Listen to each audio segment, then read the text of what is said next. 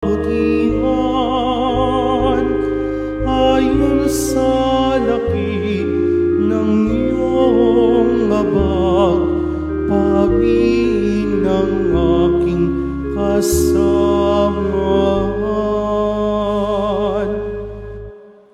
Sa ngalan ng Ama at ng Anak at ng Espiritu Santo, Amen. sumainyo ang Panginoon. At sumayo rin. Mga kapatid, aminin po natin ang ating mga kasalanan upang marapat tayong gumanap sa banal na pagdiriwang.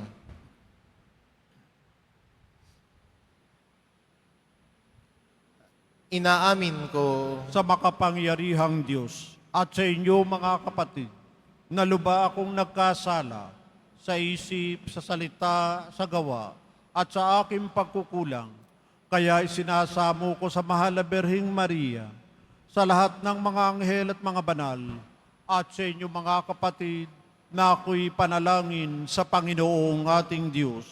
kaawaan tayo ng makapangyarihan Diyos, patawarin tayo sa ating mga kasalanan, at patnubayan tayo sa buhay na walang hanggan. Amen. Panginoon, kaawaan mo kami. Panginoon, kaawaan mo kami. Kristo, kaawaan mo kami. Kristo, kaawaan mo kami. Panginoon, kaawaan mo kami. Panginoon, kaawaan mo kami. Manalangin tayo. Ama naming makapangyarihan, bilang tugon sa amin ngayong dumadalangin, itulot mong ikaw ay aming makapiling. Ang pagtitiwala namin sa dakilang pag-ibig mo ay tunghayan mo sa amin ngayong naririto upang sa pagkaparab ng bahid ng aming mga kasalanan, kami makapamuhay sa iyong kabanalan at maging ganap na tagapagmana ng iyong pangakong buhay. Sa pamamagitan ni Jesucristo, kasama ng Espiritu Santo, magpa sa walang hanggan. Amen. Maupo po tayo.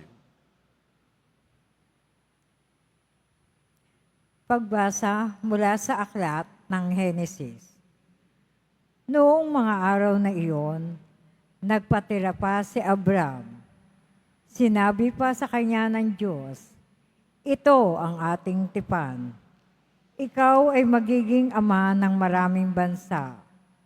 Hindi na Abram ang itatawag sa iyo, kundi Abraham, sapagkat ginagawa kitang ama ng maraming bansa. Pararamihin ko ang iyong mga inapo at magtatatag sila ng mga bansa at may magiging hari sa kanila. Tutuparin ko ang aking pangako sa iyo at sa iyong lahi, at ako'y magiging Diyos ninyo habang panahon. Ibibigay ko sa inyo ang lupaing ito na inyong tinitirahan ngayon.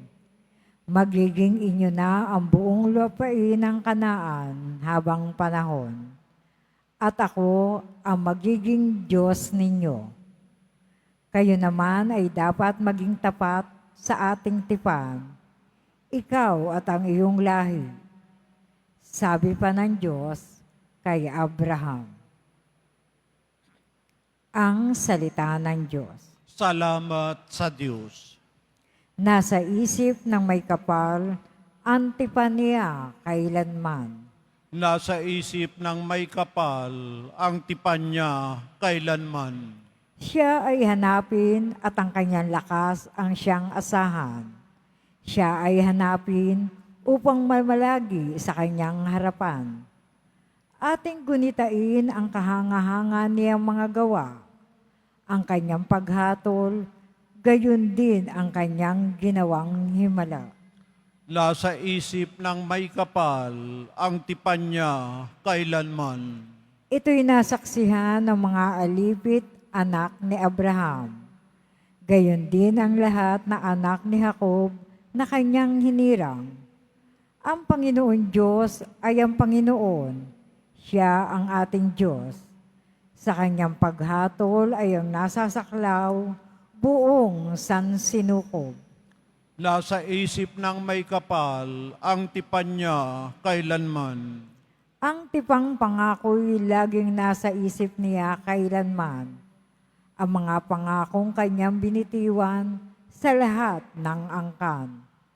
Ang tipan ng Diyos ay unang ginawa niya kay Abraham at may pangako ring ginawa kay Isaac na lingkod niyang mahal. Nasa isip ng may kapal ang tipan niya kailanman. Tumayo po tayo.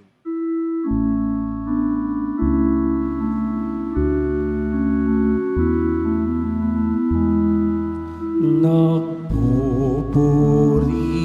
kami sa'yo, Panginoong Jesucristo. Nagpupuri kami sa'yo, Panginoong Jesucristo. Kapag ngayon'y napakinggan ang tinig ng pagmamahal, huwag na ninyong hadlangan ang pagsasakatuparan ng ngiti niya at kalooban. Nagpupuri kami sa'yo, Panginoong Jesucristo.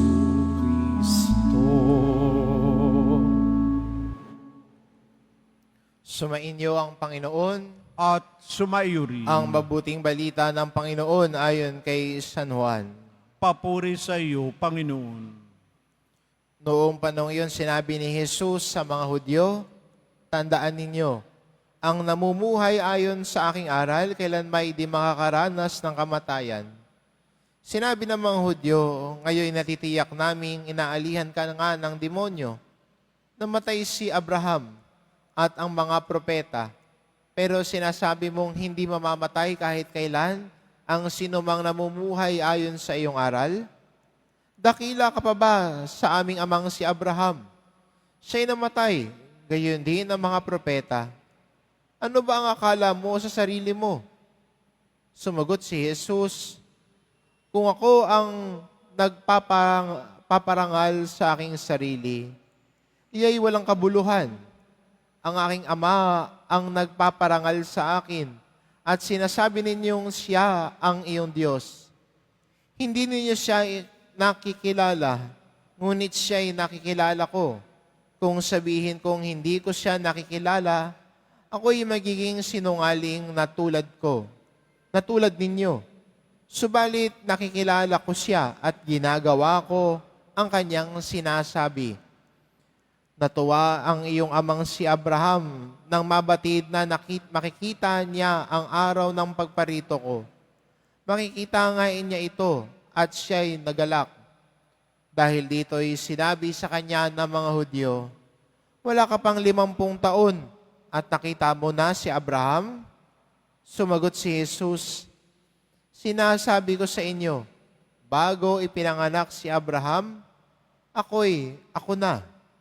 Dumampot sila ng bato upang siya'y batuhin. Ngunit nagtago si Jesus at lumabas ng templo. Ang mabuting balita ng Panginoon. Pinupuri ka namin, Panginoong Heso Kristo. Maupo po tayo.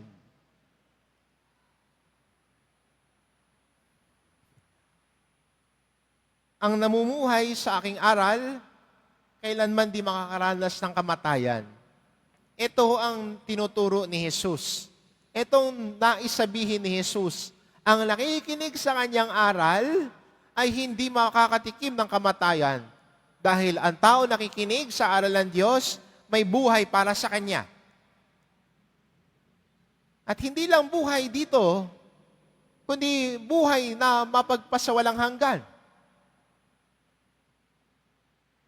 Minsan, aminin din natin bilang Kristiyano, selective ang hearing natin. Yung gusto lang natin pakinggan, yun yung papakinggan natin. Yung gusto nating marinig, yun lang yung papanigan natin. Yun lang yung uulit-ulitin mo kasi nga gusto mo siyang marinig. para konsintihin yung gusto mo. Pero pag ayaw natin, yung naririnig natin, kahit ito na yung totoo, nagagalit tayo, naiinis tayo. Minsan, inaaway nyo pa yung nagpapahayag ng katotohanan. Kasi nga, hindi mo feel, hindi mo gusto. Kasi minsan, hinahamon ka. Minsan, ayaw mo yung pakiramdam na kinakatok ang matigas mong puso. Ayaw mo minsang tinatapik ka para paalalahanan. Bakit kaya? Dahil minsan, aminin natin, punong-puno tayo ng sarili natin. At yung taong punong-puno ng sarili, sa totoo lang, sarili ang iniintindi. At ang taong sarili ang iniintindi, ang tingin niya sa sarili niya, siya ang tama, siya ang magaling. Hindi siya nagkakamali. Hindi ikaw na. Pero maganda sanang makita natin, no, bilang mga Kristiyano, na ang tao na nakikinig sa aral at turo ni Jesus, kahit minsan ay tapikin ang kanyang matigas na puso, minsan tapikin siya sa kanyang katigasan ng kanyang ulo, handa siyang turuan, handa siyang maturuan, at handa siyang makinig at sumunod. Kung titignan natin yung Ebanghelyo, ito yung classic example na hindi mo nagustuhan yung pinakinggan mo, pinalaki mo yun. Ang sinasabi lang naman ni Jesus, ang nakikinig sa aking aral ay hindi mamamatay ng kamatayan. Tapos bigla silang napunta kay Abraham. Bakit? Kasi nga, yung tinuturo ni Jesus para sa kanila, hindi nila din minsan kayang tanggapin. Kaya maganda para sa atin, no, lalo na sa panahong ito ng Kwaresma, na sana ang mga ating mga nakagawian, mga tradisyon kung tinatawag, ang ating mga tilay, mga nakasanayang gawin, ang mga pandibusyon na gawain, sana ho hindi lang natin siya gagawin dahil nakasanayan natin. Sana hindi lang po natin gagawin ito dahil nakagawian at tilay sinasabi natin, tradisyon na natin. Sana hindi lang natin gagawin yun dahil doon. Sana hindi ka lang sasama sa pabasa dahil nakagawian mo, tradisyon mo.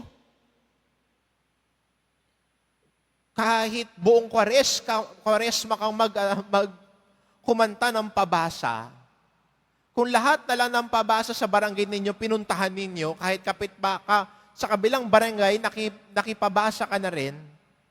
Pero kung hindi magdadala sa iyon sa pagbabago ng puso at pakikinig at pagsunod sa salita ng Diyos, nagpakapaos ka lang. Nag-concert ka lang. Kahit ilang oras ka magprosesyon sa Biyernes Santo, kahit Pasko na ng pagkabuhay, nagpuprosesyon ka pa rin. Pero kung hindi yun magdadala sa iyo sa pagbabago ng buhay at pakikinig sa salita ng Diyos, nagpakapagod ka lang. Sayang. Sayang, no? Kahit makarating ka sa Ilocos o kaya sa Mindanao, kakabisita iglesia mo. Pero kung hindi magbabago yun ang buhay mo, nag-food trip ka lang. Sana yung mga gawain natin ito, nagiging buo, nagiging mas makabuluhan, kung ito'y magdadala sa atin sa pakikinig sa salita ng Diyos at pagtupad nito. Yung pagninilay natin sa buhay ni Jesus, sa pagkanta at pagbasa ng pasyon, sa ating pagsama kay Jesus sa daan ng krus, tuwing tayo ay nagpuprosesyon, lalo na pag nagpuprosesyon tayo tuwing Biyernes Santo, sa ating pagninilay sa daan ng krus at pag-aalay ni Jesus na ginagawa natin sa mga bisita iglesia, at lalo na sa Huwebes Santo, na tayo pinagdinilayan natin ang pagtatanod at pagdadasal ni Jesus sa halamanan ng Getsemani. Anong halamanan ng Getsemani? Tama, no? Sana magdala sa atin yon sa mas malalim na pagsunod sa kanyang salita. Sana mas magdala yon sa atin sa paghubog ng ating puso dahil ang pinagdinilayan natin ang buhay ni Jesus.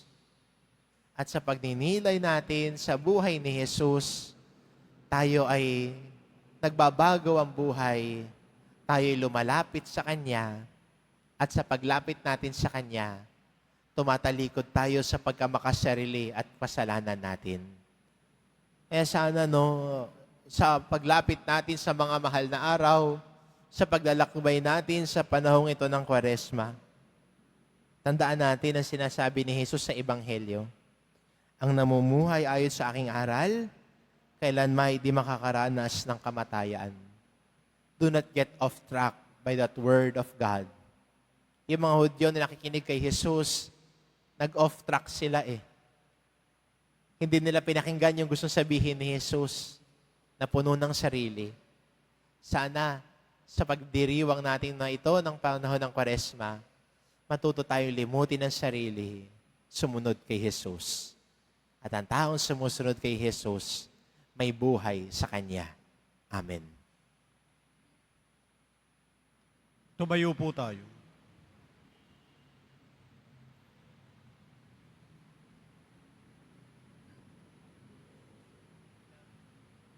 So, minamahal ko mga kapatid, ilapit natin ang ating mga kahilingan kay Jesus na gumagabay sa ating pagpupunyagi sa pananampalataya patungo sa Ama. Ang ating itugon, Jesus, dalhin mo kami sa Ama. Jesus, dalhin mo kami sa Ama. Ang kaharian ng Diyos naway manatili sa mga puso ng mga kumikilala sa presensya ni Jesus. Manalangin tayo. Jesus, dalhin mo kami sa Ama. Sa pamamagitan ni Jesus, maipagkaloob nawa sa atin ang kakayahang magpunyagi sa pananampalataya katulad ng ginawa ni Abraham. Manalangin tayo. Jesus, dalhin mo kami sa Ama. Ang diwa ng ating pananampalataya naway ganap nating maipadama sa pamamagitan ng pagkilos ni Jesus sa ating mga puso. Manalangin tayo. Jesus, dalhin mo kami sa Ama.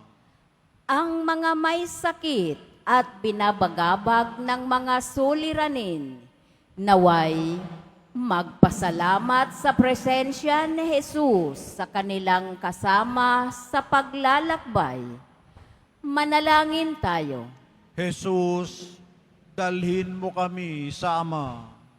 Ang mga tapat sa Panginoon na namayapa na ay makarating nawa sa kanilang walang hanggang tahanan. Manalangin tayo. Jesus, dalhin mo kami sa Ama. Panginoon Diyos, igawad mo ang aming mga kahilingan at panatilihin ang aming pananampalataya habang kami ay naglalakbay sa buhay upang ang muli nating pagsasama at pagpuspos ng kagalakan. Hinihiling namin ito sa pamamagitan ni Kristo na aming Panginoon. Amen. Maupo po tayo.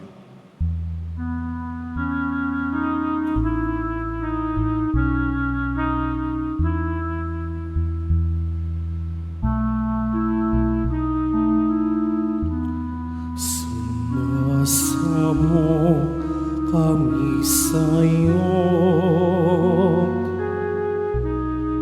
marapatin yaring alay. Panginoon, tanggapin mo itong katinapay.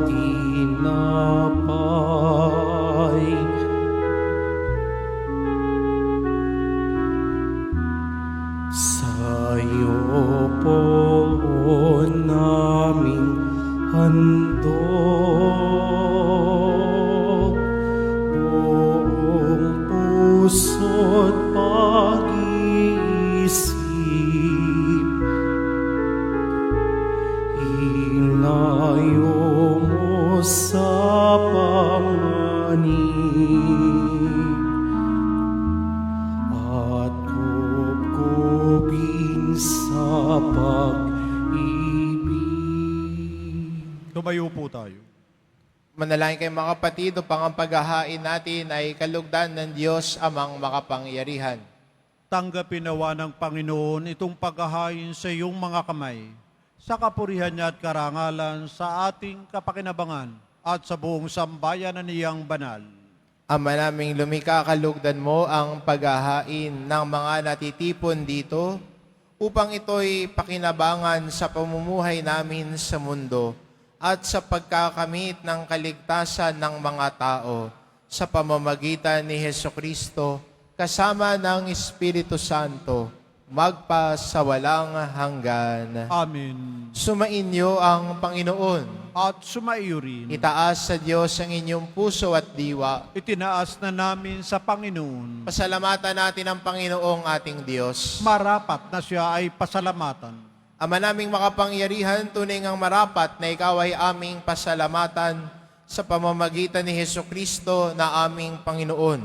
Sa pagpapakasakit ng giliw mong anak, ang sangkatauhay minarapat mong magpahayag ng iyong dakilang pag-ibig sa lahat. Napawang nais mong tubusin ng Mesiyas. Sa harap ng iyong kadakilaan, kapos ang dila naming magsaysay sa pag-ibig na makapangyarihang sa krus ay itinanghal. Sa krus ipinasyang patawarin ang mga tao. Sa krus nagtagumpay ang ipinakong Kristo. Kaya kaisa ng mga anghel na nagsisiawit ng papuri sa iyo, nang walang humpay sa kalangitan, kami nagbubunyi sa iyong kadakilaan. Santo, Santo, Santo, Panginoong Diyos ng mga hukbo, napupuno ang langit at lupa ng kadakilaan mo, o sana sa kaitaasan. Pinagpalang na paririto sa ngalan ng Panginoon, o sana sa kaitaasan. Lumuhod po tayo. Ama naming banal, ikaw ang bukal ng tanang kabanalan, kaya't sa pamamagitan ng iyong Espiritu, gawin mong banal ang kaloob na ito, upang para sa amin maging katawan at dugo ng aming Panginoong Hesukristo. Bago niya pinagtiis ang kusang loob na maging handog, hinawakan niya ang tinapay, pinasalamatan kanya. Pinagati-hati niya iyon, iniabot sa kanyang mga alagad at sinabi, "Tanggapin ninyong lahat ito at kanin. Ito ang aking katawan na ihahandog para sa inyo."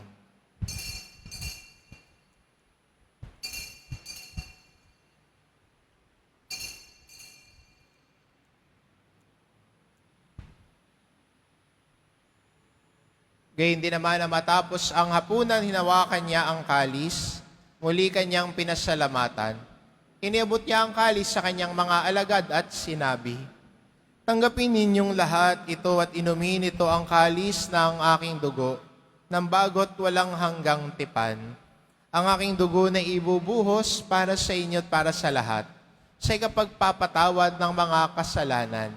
Gawin ninyo ito sa pag-alala sa akin."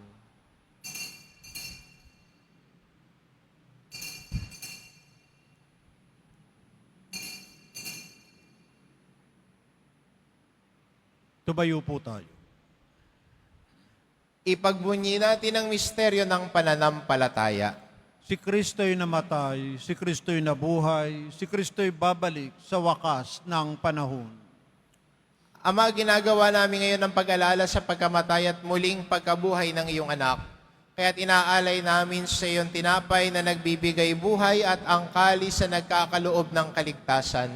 Kaming nagpapasalamat dahil kami iyong minarapat na tumayo sa harap mo para maglingkod sa iyo.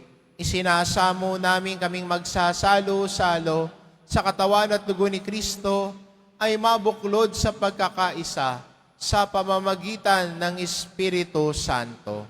Ama, lingapin mo ang iyong simbahang laganap sa buong daigdig. Puspusin mo kami sa pag-ibig, kaisa ni Francisco na aming Papa, at ni Jose na aming Obispo at ng Tanang Kaparian. Alalahanin mo rin ang mga kapatid naming nahimlay, na may pag-asang sila'y muling mabubuhay, gayon din ang lahat ng mga pumanaw. Kaawaan mo sila at patuloyin sa iyong kaliwanagan. Kaawaan mo at pagindapatin kaming lahat, na makasalo sa iyong buhay na walang wakas, kaisa ng mahal na Birheng Maria na ina ng Diyos, ng kabiyak ng puso niyang si San Jose, kaisa ng mga apostol at ng lahat ng mga banal na namuhay dito sa daigdig ng kalugod-lugod sa iyo, maipagdiwang nawa namin ang pagpupuri sa ikararangal mo sa pamamagitan ng iyong anak na aming Panginoong Heso Kristo.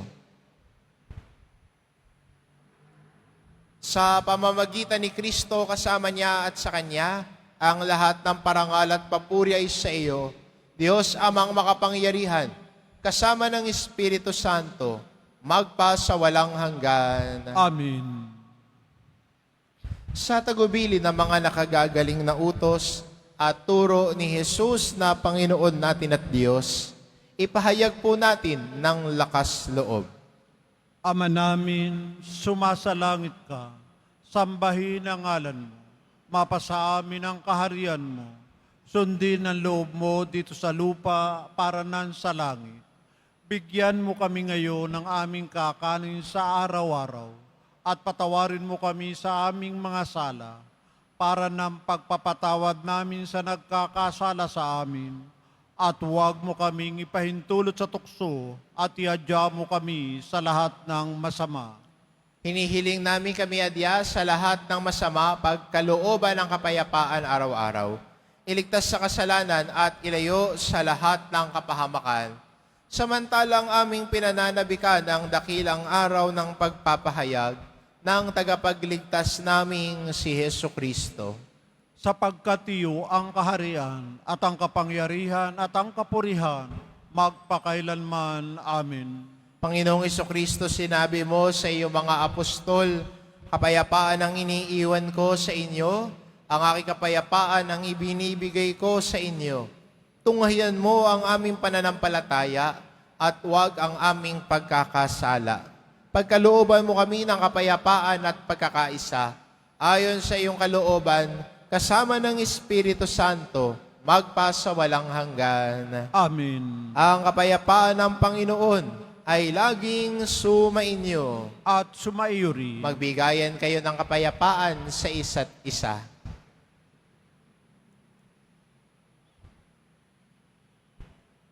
Kordero ng Diyos na nagalis ng mga kasalanan ng sanlibutan, maawa ka sa amin. Kordero ng Diyos na nagalis ng mga kasalanan ng sanlibutan, maawa ka sa amin. Kordero ng Diyos na nagalis ng mga kasalanan ng sanlibutan, ipagkaloob mo sa amin ang kapayapaan. Lumuhod po tayo. Itong kordero ng Diyos, ito nag-aalis ng kasalanan ng sanlibutan. Mapalad ang mga inaanyayahan sa kanyang piging. Panginoon, hindi ako karapat-dapat na magpatuloy sa iyo, ngunit sa isang salita mo lamang ay gagaling na ako.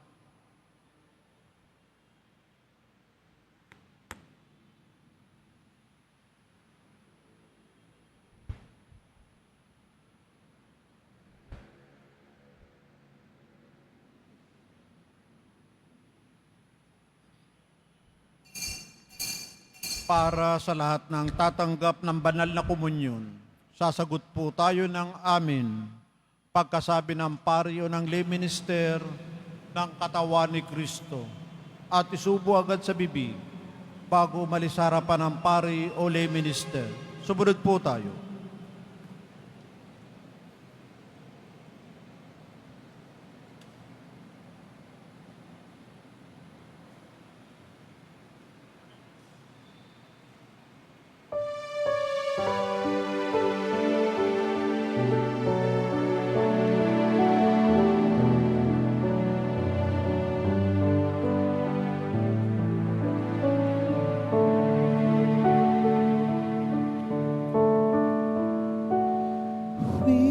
Without seeing you, we love you.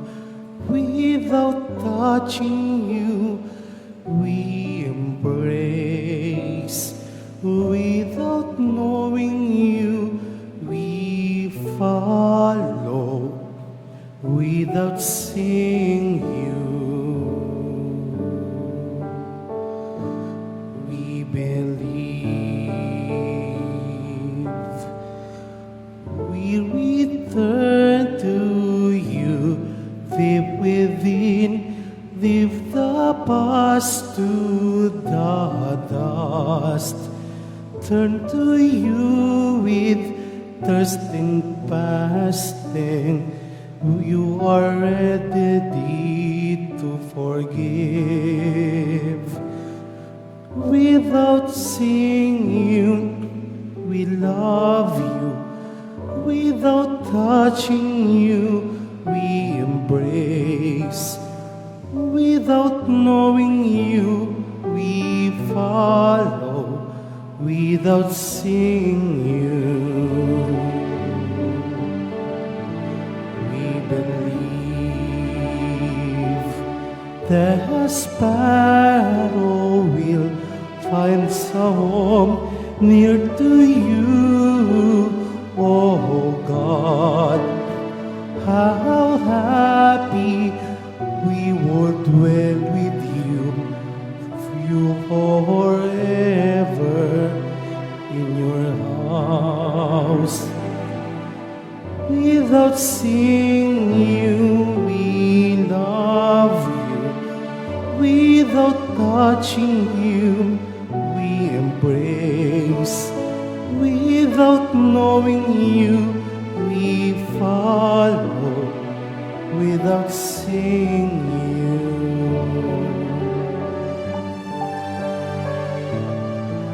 we believe.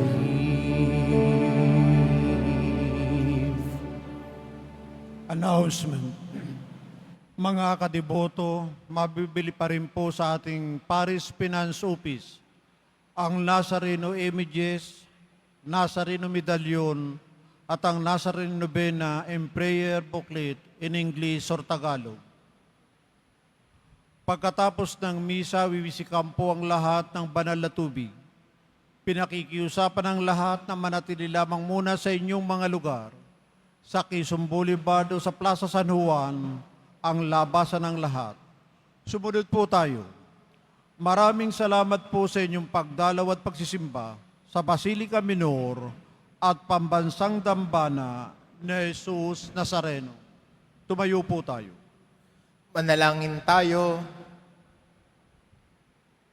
Ama naming mapagmahal, kaming iyong pinagsalo sa iyong piging na banal, ay lumuluhog sa iyong pagmamahal upang kaming tumanggap ng banal na pakikinabang ay maging mga kasalo sa buhay na walang katapusan sa pamamagitan ni Hesukristo kasama ng Espiritu Santo magpa sa walang hanggan. Amen. Sumainyo ang Panginoon. At sumaiyo rin. Mahal na pong Jesus Nazareno, inihag mo sa pamamagitan ng krus ang walang maliw na pag-ibig ng Diyos sa sangkatauhan. Pakinggan mo ang kahilingan, lalo na para sa mga nangangailangan ng iyong tulong at awa. Makakamtanawa namin ang iyong kasagutan na may utang na loob na tinatanaw. Basbasan din po ninyo itong mga imahin at dasalan upang lalo kaming manalangin at magtiwala. Sa pamamagitan ng bendisyon na ito, naway lalo kaming maging mapaglingkod, masunurin na tapat sa iyo, na aming maluwalhating Panginoon, magpa sa walang hanggan. Amen.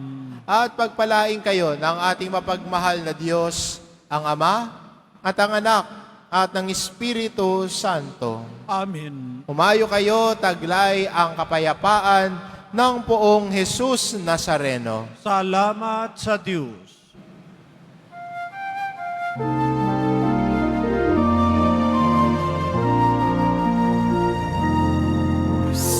Padre Jesus Nazareno, sinasamba ka namin. Pinipinta panalangin. Aral mo ang aming buhay at kaligtasan, Nuestro Padre Jesus Nazareno. Iligtas mo kami sa kasalanan, ang krus mong kinamatayan ay sagisag ng aming kaligtasan. Nuestro Padre Jesus Nazareno, dinarangal ka namin. Nuestro Padre Jesus Nazareno, luwalhati ka namin. Nuestro Padre Jesus Nazareno, dinarangal ka namin. Nuestro Padre Jesus Nazareno,